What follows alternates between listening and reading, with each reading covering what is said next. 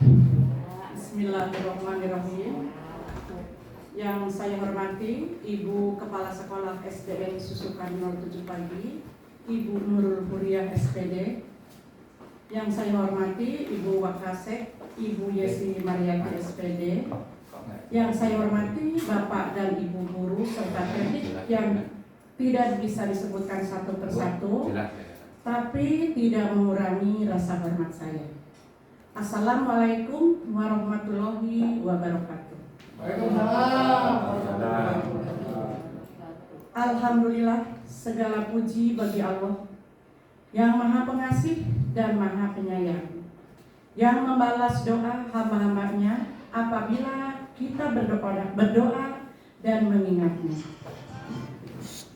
Pertama-tama, marilah kita panjatkan puja dan puji kehadirat Allah Subhanahu wa Ta'ala, yang mana telah mempertemukan kita dalam acara Kultum Ramadan dengan keadaan sehat walafiat. Sholawat serta salam tak lupa mari kita junjung tinggi kepada baginda Nabi Muhammad Sallallahu Alaihi Wasallam bersama ahlul baitnya, juga kepada guru-guru kami, orang tua kami, saudara kami, pemimpin-pemimpin kami, muslimin dan muslimat yang terdahulu juga yang akan datang.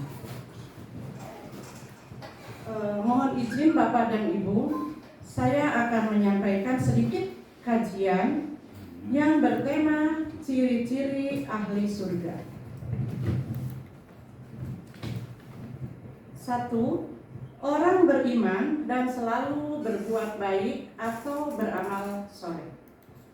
Allah Subhanahu wa Ta'ala berfirman dalam surat Al-Baqarah ayat 25 yang artinya, dan sampaikanlah kabar gembira kepada orang-orang yang beriman dan berbuat kebajikan, bahwa untuk mereka disediakan surga-surga yang mengalir di bawahnya sungai-sungai.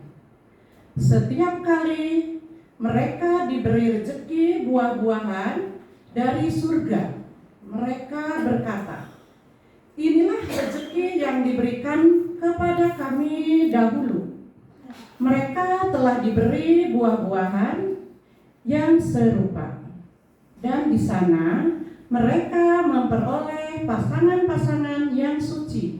Mereka kekal di dalamnya, dalam surat Al-Baqarah ayat 25. Ayat ini menjelaskan bahwa surga yang nyaman dan indah dengan segala kenikmatan yang terdapat di dalamnya adalah tempat bagi mereka orang-orang yang beriman.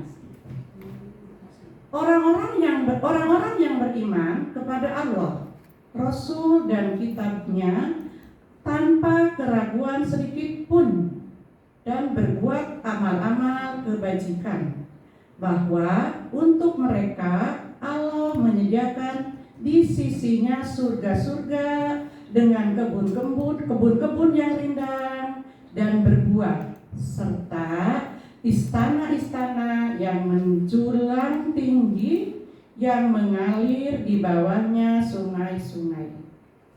Mereka juga memperoleh pasangan-pasangan yang suci tanpa cacat dan kekurangan sedikit pun. Mereka kekal hidup di dalamnya untuk selama-lamanya, tidak akan pernah mati dan tidak akan pernah keluar darinya. Allah Subhanahu wa Ta'ala memerintahkan Nabi Muhammad SAW agar menyampaikan berita gembira kepada orang-orang yang beriman.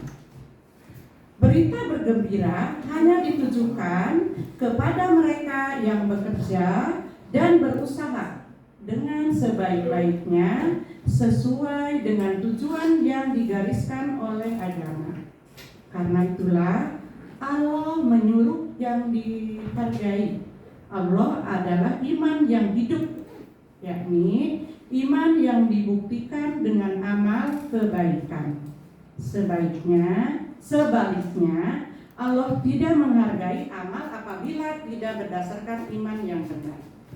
Kemudian yang kedua, orang-orang yang bertakwa.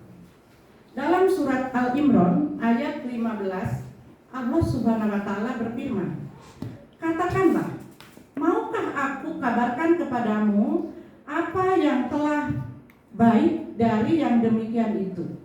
Bagi orang-orang yang bertakwa, tersedia di sisi Tuhan mereka surga-surga yang mengalir di bawahnya, sungai-sungai mereka kekal di dalamnya, dan pasangan-pasangan yang suci, serta ridho Allah, dan Allah Maha melihat hamba-hambanya."